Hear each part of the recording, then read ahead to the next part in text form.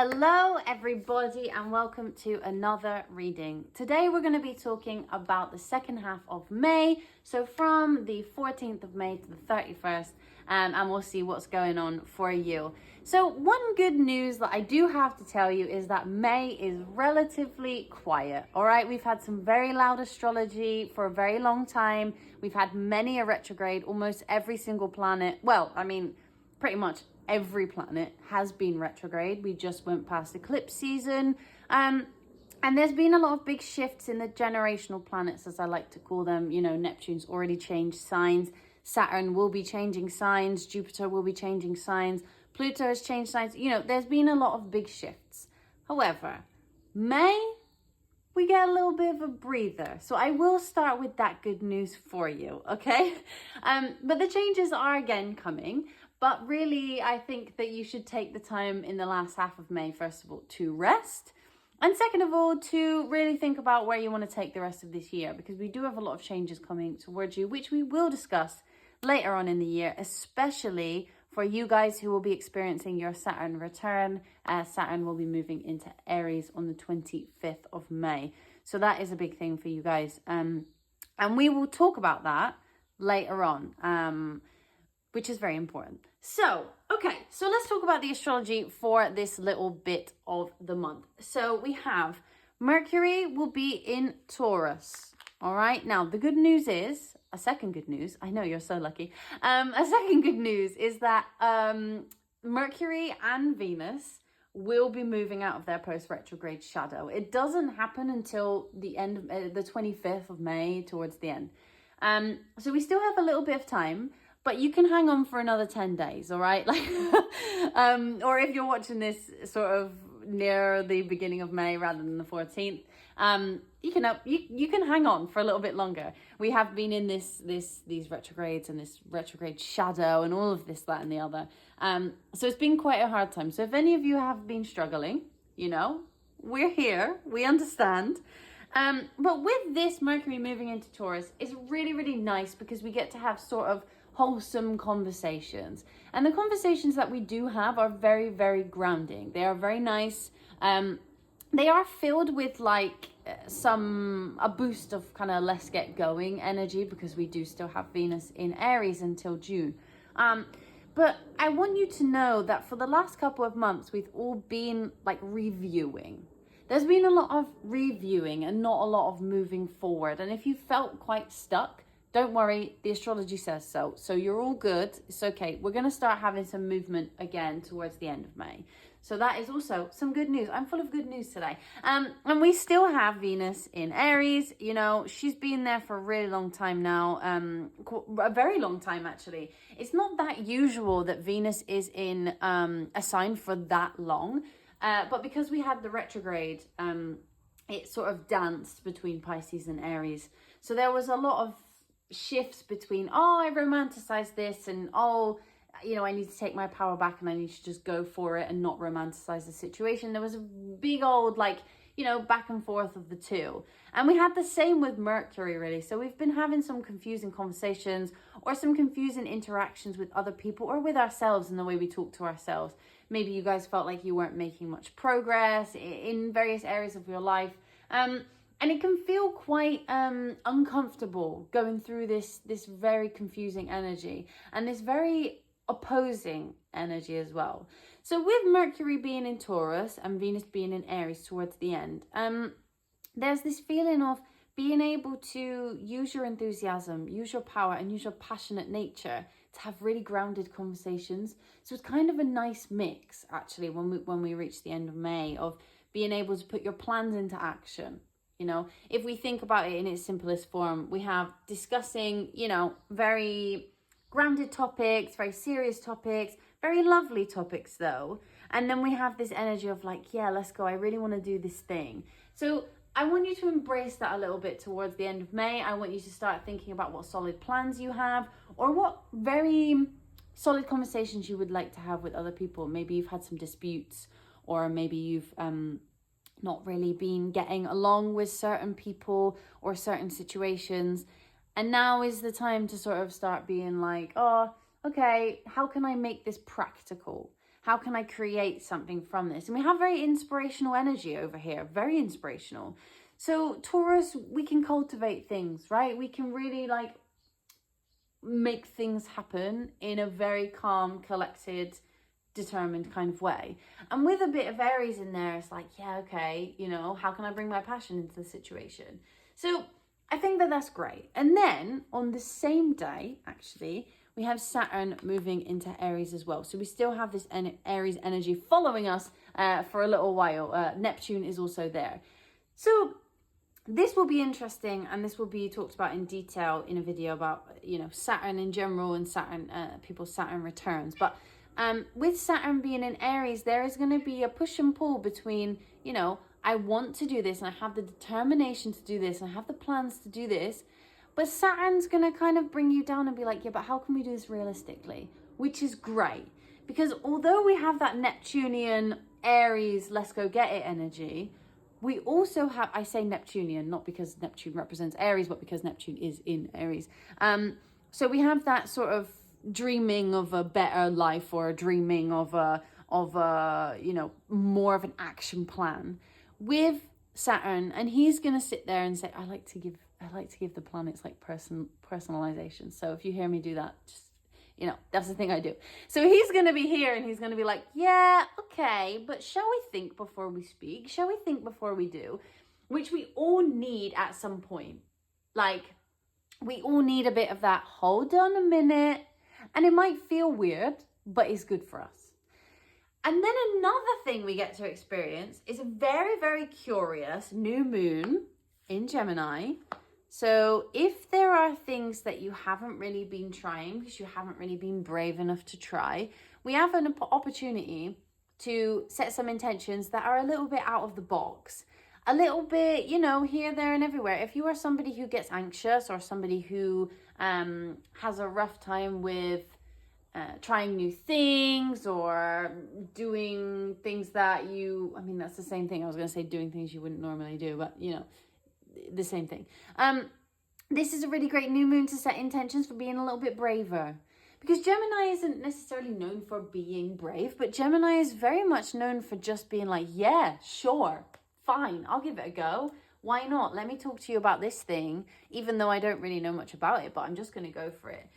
So this new moon is all about sort of setting those intentions in terms of, you know, how we can broaden our horizons just a little bit more, which is really, really nice. I mean, the moon in Gemini, you know, it's not super at home. It's nothing like that. It's just a nice energy, a nice different energy than what we've had more recently. So that will be a bit of a change up. So in terms of how this all reflects for you guys, there is a feeling of renewal, a feeling of moving forward, but a feeling of having a stable plan. So it's not so chaotic, it's not so unpredictable, and it feels more like we know what we want to do and we are going to do it with energy and with curiosity and with realism in a way, which, you know, I think is actually an excellent energy to have, considering the astrology that we have experienced in the last few months. I mean, the last year, really, to be honest. The last year has been quite uncomfortable for a lot of us, for a lot of different reasons.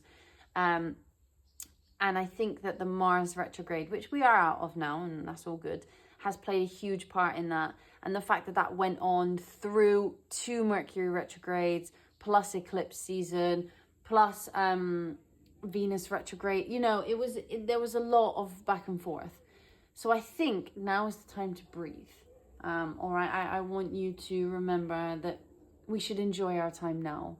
Because things pick up again. Later on in the year, things start to pick up again. There's a lot of shifts, a lot of changes. But for now, you know, we're kind of here. Any of you who have Saturn in Aries in your chart, please come back here a little bit later on in a couple of weeks, because I will discuss this with you and what that means for you, because it's quite a big moment for you guys, and I want to give you like a little bit of a survival guide for that. But yeah, that's a bit about the astrology for today. So what I will do now is we'll go straight into your reading. But I wanted to give you like a little overview. Although not much is happening, not many things that are significant. It's great that these Mercury and Venus are coming out of their post-retrograde shadow. It's great. But I just wanted to give you a little bit of an overview. But we'll go into your reading now and see what the last 2 weeks in May are going to bring you. Because I think that maybe you would like to know. So yeah, let's do that, and I will see you in just a second. Hello everybody, and welcome to your reading for what is coming for you in the last half of May. So we're going with the 14th to the 31st of May. There's quite a few astrological things happening, which I was just talking about, but let's see where that lands for you. So we're going to start with taking some of these beautiful tea leaf cards for the main energies that are surrounding you during this time. And we will see where it goes. I mean, there's a lot of astrological energy for you around the 9th house. So there's maybe some new learning. You know, we have that new moon in Gemini. So there's some new learning coming towards you. Maybe some travel, or, you know, maybe just some expansion of the mind. Maybe you are learning a new language, or having a lot of interesting conversations.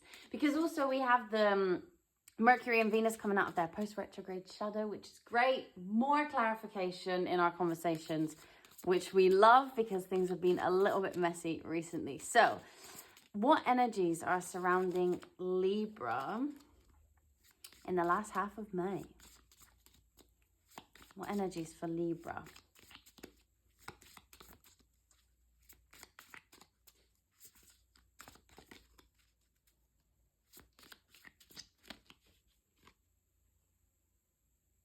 Oh, okay, hold on.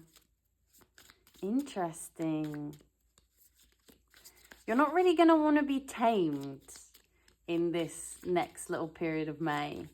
I think you've been holding yourself back and maybe feeling like a little bit, you know, I think you're going to be feeling a little bit rebellious in this next period of time. No one's really going to be able to tell you what to do. Yeah, exactly. And you might end up getting yourself into a little bit of a sticky situation when it comes to, you know, people wanting you to do certain things that is not really for you. Because we do have Mercury moving into your 8th house. So there might be some conversations around, you know, what is right for you, and also what is right in your collaborations for everybody involved. Yeah, you see, that's the thing. That's the thing. And I think you are going to feel like, you know, please don't tell me what to do. I have all of this expansion to do in my life. I have all of these things that I want to go for, and all of these things that I want to do. And maybe you weren't doing them in this last period. And so it confuses people as to your, you know, little bit of a change in behavior.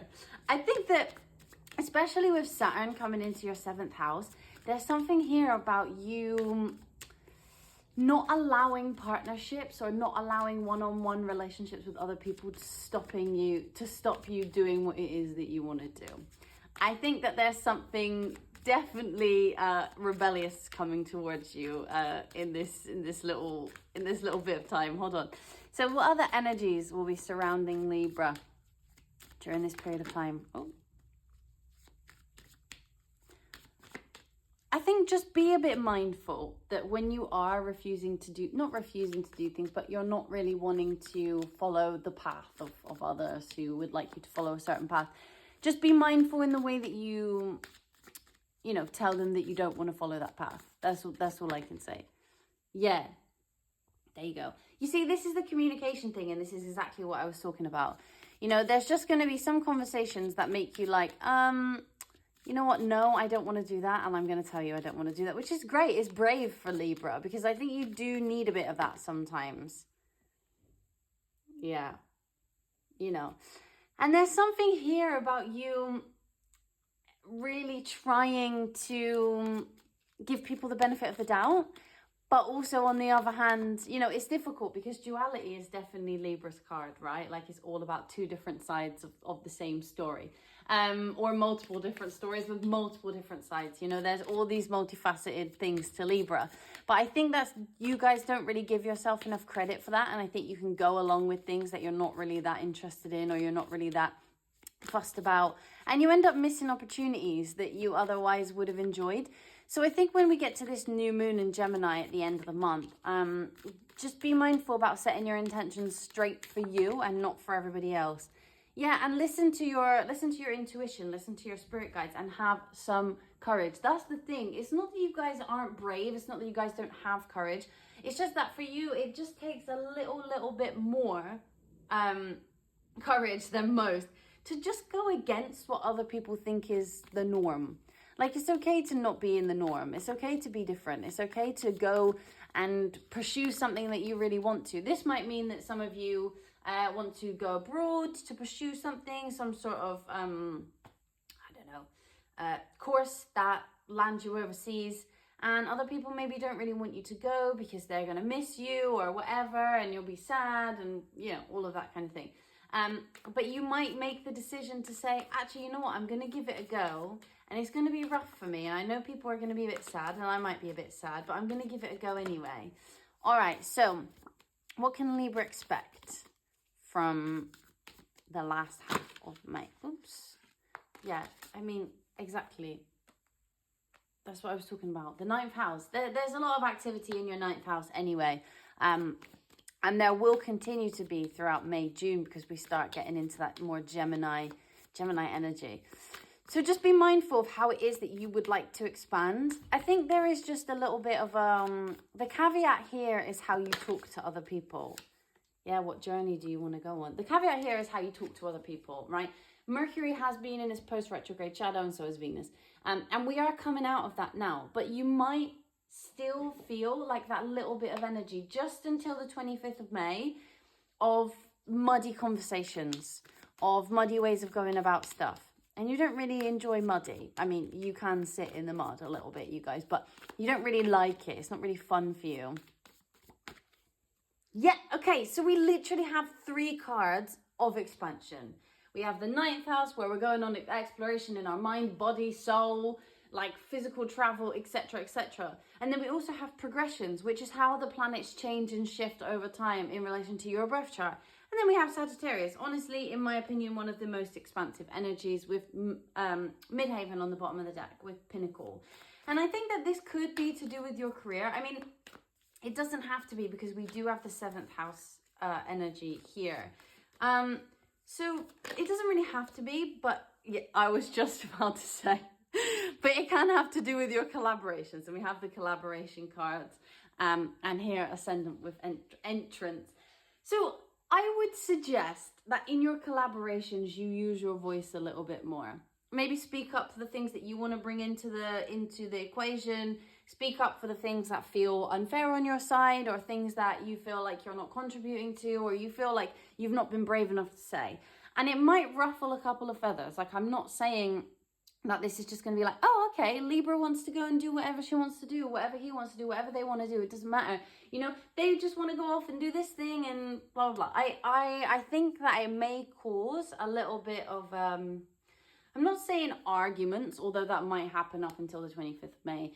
But what I am saying is it might not be the best thing for other people in that moment, but they will understand later on, probably towards right at the end of May. They're going to understand where you're coming from, but you have to stick to your guns, all right? You have to set those boundaries, especially in your relationships, because we do have Saturn going to be sitting in your 7th house, which is all about your partnerships.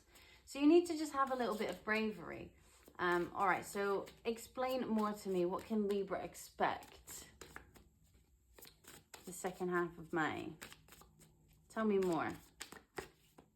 Yeah, you see? Again, another movement card with Mars, with action. There's another movement card here. And it really is in your collaborations, because Mars will be sitting in your 11th house. So, you know, you have, it already is. You will have all of this energy that's like, yeah, I want to move, I want to do stuff, and I feel like I have been holding myself back for a really long time. It could be in favor of other people, but also it could just be because of your mind, and you've been thinking like, oh, you know, I'm too scared. Yeah, there's some kind of healing happening here with your relationship to how you work in a group and how you work with other people. I think the important thing for you guys in this period of time is just to be a bit brave. I'm not saying, I doubt you would do this, Libra, but I'm not saying that you need to come at a conversation with a confrontational vibe. I'm not saying that you need to just be like, this is how I'm going to do stuff and this is where I'm going to go with it. Whether you like it or not, I'm doing it. It might feel like that to you. I don't think you would do that, but if that does come up, just be mindful. Because tensions can flare. We're still in that post-retrograde shadow, so, you know. And we have the 8th house energy coming in with Mercury and Taurus. And Taurus is very stubborn energy, so you could find yourself being a bit like, nope, this is what I'm going to do, which is different for Libra. So I congratulate you on being a little bit more assertive in your life. But I do think that, just be careful that it doesn't go too far into the critical or too far into the, don't tell me what to do, I'm not going to do it anyway, so whatever, I don't really care. Just let it lean into, thank you so much for your feedback. Thank you so much for, you know, giving me a suggestion on what to do. I don't really want to do that, and that's not really where I'm going with it. But I do appreciate your suggestion, and I'll take it into account later on.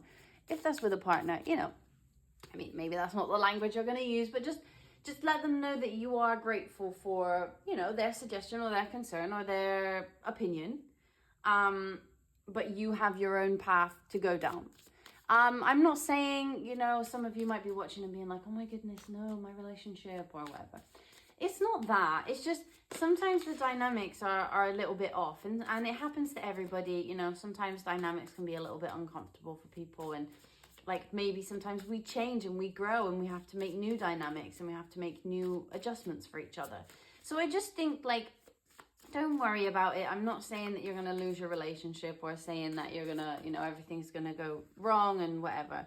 But I'm just saying, you know, just be mindful in the way that you speak. And we have Neptune here, which is a beautiful energy, and Venus on the bottom of the deck with love. I think this is definitely about how maybe you've idealized something, a connection, or a partnership with anyone. It could even be a partnership with someone you sign a contract with, your landlord, for example. Maybe you thought that this was going to be amazing, and then you find a leak and you're like, oh my goodness, I really need to move. Maybe that's the 9th house energy. Maybe you feel like you need to move. Just be a bit mindful. Just be a bit realistic. It's okay. Like, maybe you romanticize the situation far too much. Okay, bring it down. We don't have to give up on it. We don't have to destroy it. We don't have to leave it behind. It's just a thing of like, okay, I should lower my expectations a little bit here. Obviously, listen, Libra, if you have to lower your expectations immensely to the point where you are just not meeting any of your expectations, you know, look, that's not really wise. That's not really where we're going with this.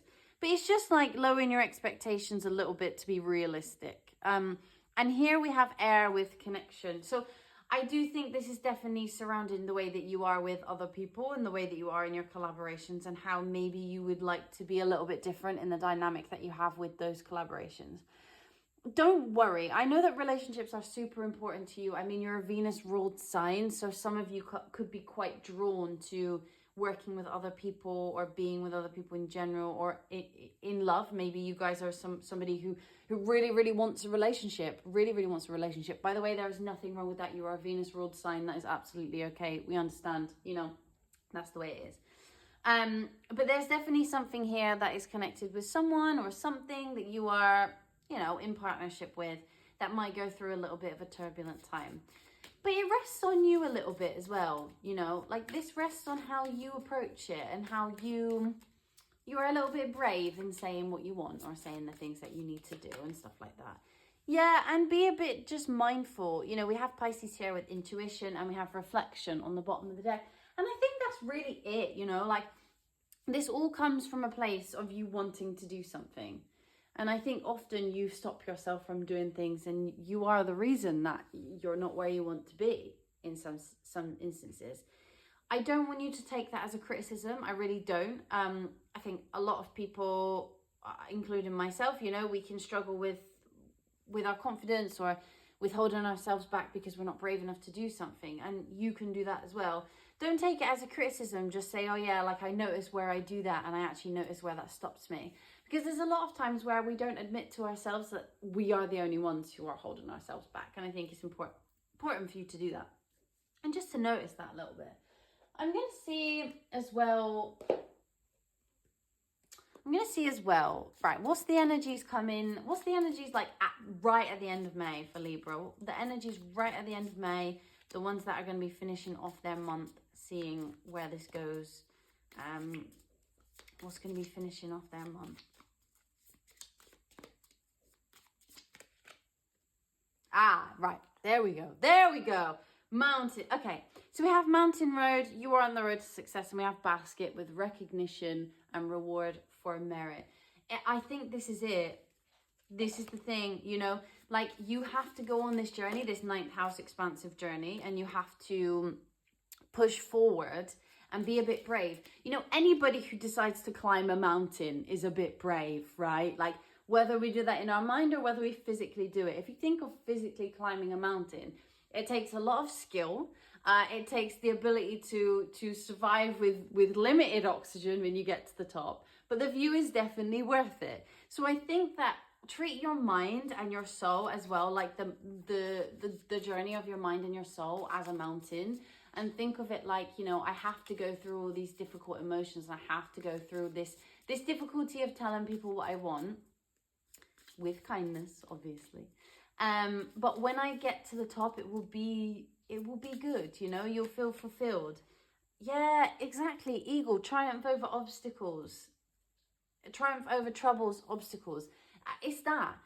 Maybe you're not even going to need to climb the mountain in the end. Maybe you're going to be like the eagle and you're literally going to fly over it and people are still going to be climbing the mountain that you were trying to climb. I think that there is something really, really beautiful here in that, you know, this is all in your hands. Just be mindful, obviously, that there are other people. Clearly, this isn't just a self-discovery journey. This involves somebody else or some other people who may be impacted by your self-discovery journey through maybe no fault of your own. Maybe that's their own insecurities or their own codependencies along with you, because Libras, you can be a little bit, not codependent, but you can end up in those situations where you're trying to please other people. So just be mindful that, you know, there are other people involved in this.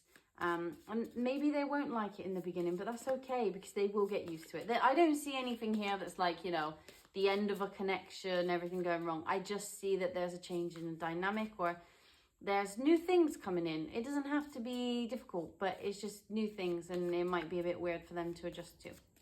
Okay, let's see. So when in the year can Libras expect this to sort of, you know, this success that we're talking about, this really like the pinnacle of success, when can we expect that to come about? Let's see. Oops. Okay, October. So we have October energy here, which is interesting because that would be moving into your season, whether you are a Libra sun or a Libra rising. If you're a Libra rising, we're talking about the house system, so this is very appropriate for you, but obviously this is a general reading, everybody. October is Libra season. If you are a Libra rising, that is all about you. It's your first house. It's where you sit in life, you know. So I think that by the time we get to your season in the autumn, things are going to feel much better and things are going to feel much more whole. I think this dynamic for whatever this is going to be much better. I think that you are going to feel much more confident in yourself by the time we get to your season in October.